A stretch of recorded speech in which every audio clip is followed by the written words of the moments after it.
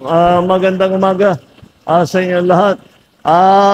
Pumunta lang tayo rito upang makita dahil nais kong makita kung ano ba talaga yung buong sistema mula sa pagkahuli ng mga droga, tapos sa pag-testing, tapos finally sa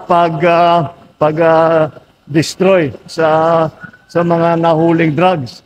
Kaya dahil kailangan tiyakin natin na yung mga nahuhuling drugs ay talagang sinisira at wala nang pag-asa na bumalik pa na maibenta pa, na makuha, ibang i-report. At alam naman natin kung ano yung mga ibang yung ibang pangyayari na nakikita natin.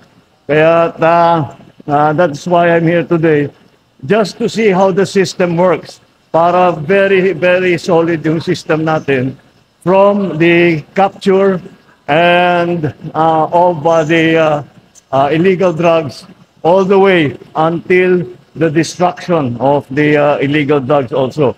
So ito pa, ngayon ko lang nakita ito. So I was very interested to see.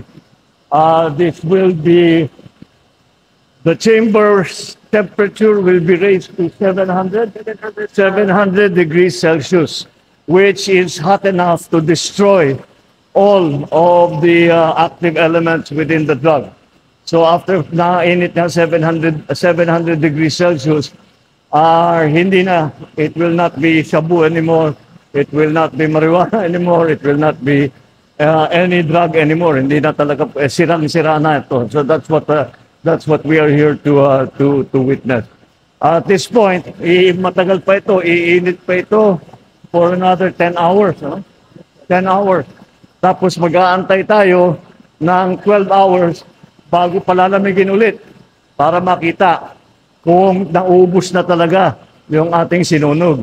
Kapag may nakita na may traces pa, ay babalik nila, uulitin na lang nila para talagang sirang-sira.